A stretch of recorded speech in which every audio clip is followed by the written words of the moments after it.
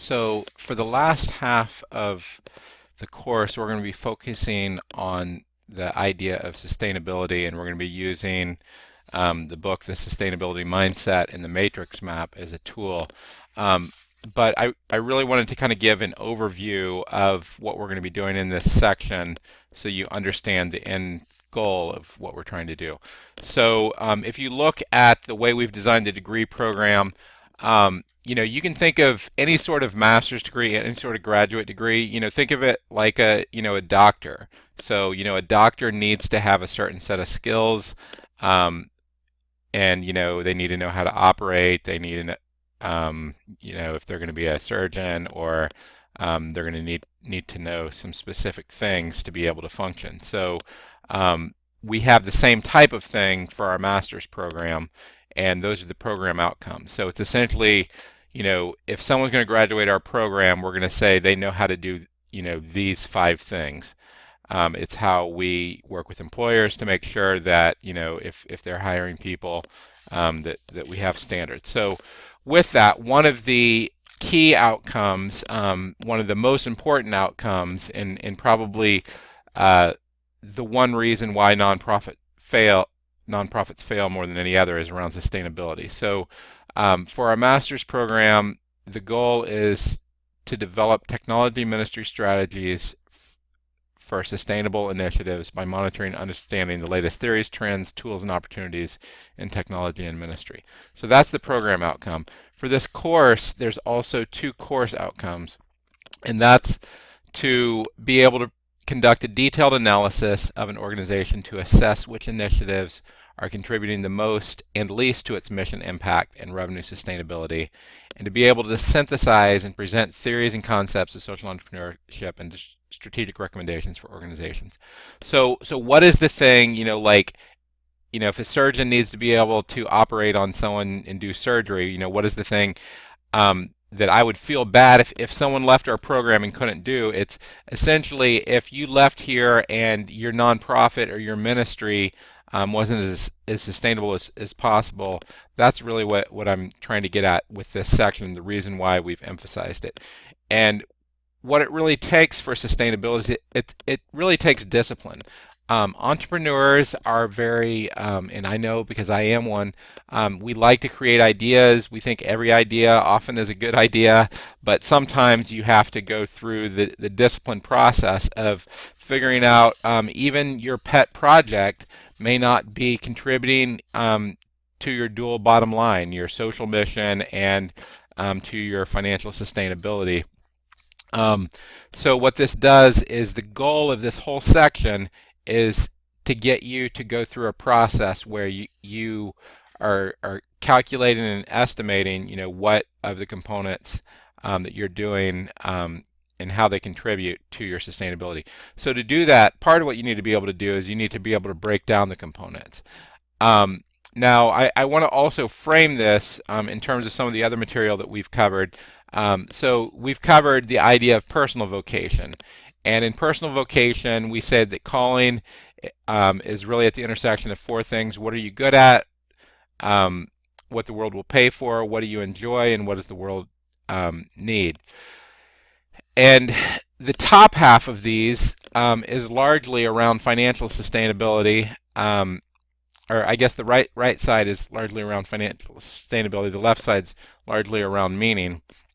And the biggest problem I see with people is they don't want to integrate the 2. They have one side of themselves that is all about business, and then they have another side that's all about fun, and they don't try to integrate the 2. And I think it's very important to try to integrate the 2. So because otherwise you end up with problems that we talked about, and I'm not going to go into all the details of that.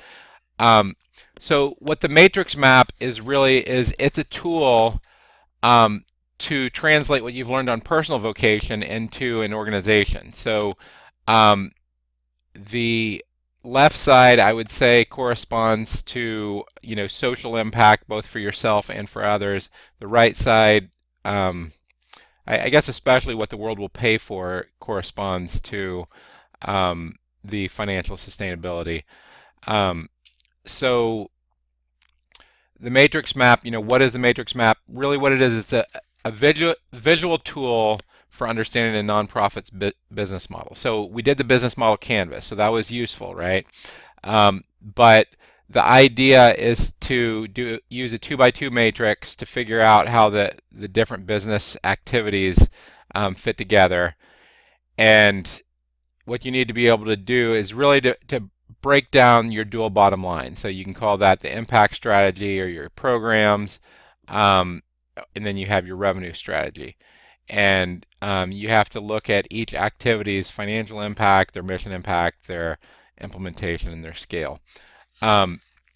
So the basic idea behind the map is that you have two dimensions. You have the impact going up and down vertically. So that at the top is high impact, the bottom's low impact, and then profitability to the right. So what's bringing in revenue and what is not bringing in revenue. And the profitability could be from earned income, or it could be because you have a lot of donors for that.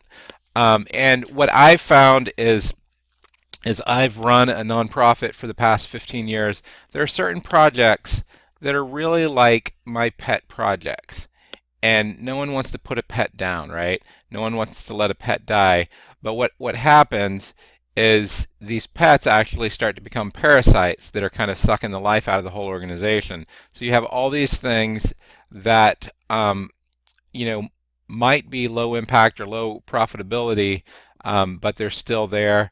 Or you have even too many things that are high impact, low profitability, that are not sustainable.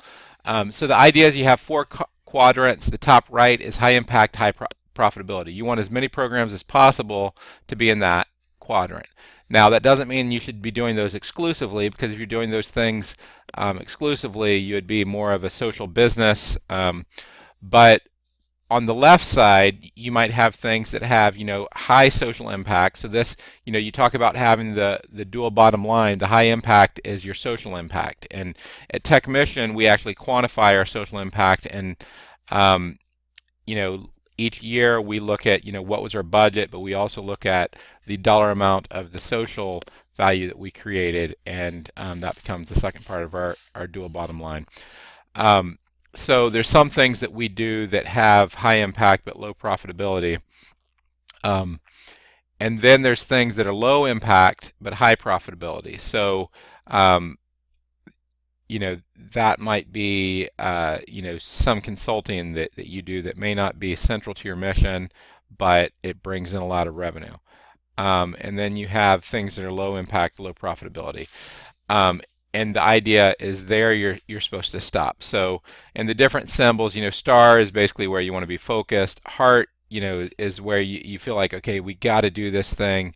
And the problem is that, people who do nonprofits, they have big hearts. So they say, we got to do everything, and they can just never, put the person down, or not the person down, put the pet project down.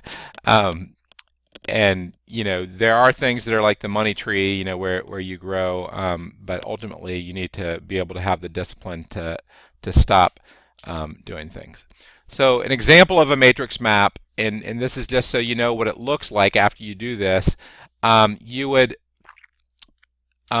score. You would take each program or each activity you do. And it could be, in this case, there's 4 programs, and there's fundraisers, and then there's earned revenue. And then you do the mission impact of that thing, and you also look at the amount of revenue that comes in. So just coming back to the previous map, you might have the fundraising activities that you do. So you do a fundraiser. If you're running a church, you collect tithe, right? And that might bring in revenue. Or you might have a dinner for some of your funders. That's low impact. A dinner isn't going to change as many lives as what you do year round, but it's high profitability.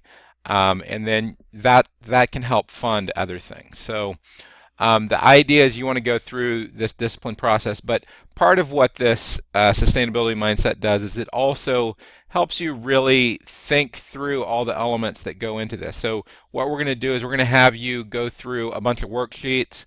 Some of them are going to be, thinking about, okay, what are the programs, what are the initiatives that we do? It's really breaking down your effort. So if you're doing something for yourself, and say you're getting ready to start your own business or nonprofit, or you have your existing nonprofit, what I would do is I would say, how are you spending your time? And how are you spending your money related to that ministry? So if you have 50 hours in a week that you're working, then break it up percentage wise, and estimate how much your time is worth, and then you can figure out for each of these areas, I spend 10 hours a week working on this item that has big impact but brings in no revenue. Now, part of what happens over time is as an organization shifts, then in times of plenty, you can be a lot more in this top left quadrant, the high impact, low profitability, because there's a lot of money to go around. But in times of want, Paul said, I learned to live in times of plenty and times of want. You really need to be focused on the right side, and ultimately, the more you're feeling times of want, the more brutal you need to be, honestly, and shutting things down that aren't bringing in revenue. So with Tech Mission in the past year, we had, and this is just an example, we had a program that had high impact but low profitability, ChristianVolunteering.org.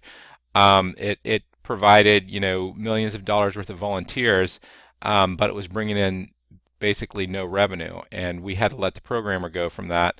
Not because I wanted to, and to a certain extent that was my pet project. I'd worked that project for 10 years. But because we just didn't have the money, and if we didn't make that decision, then we wouldn't have been financially viable.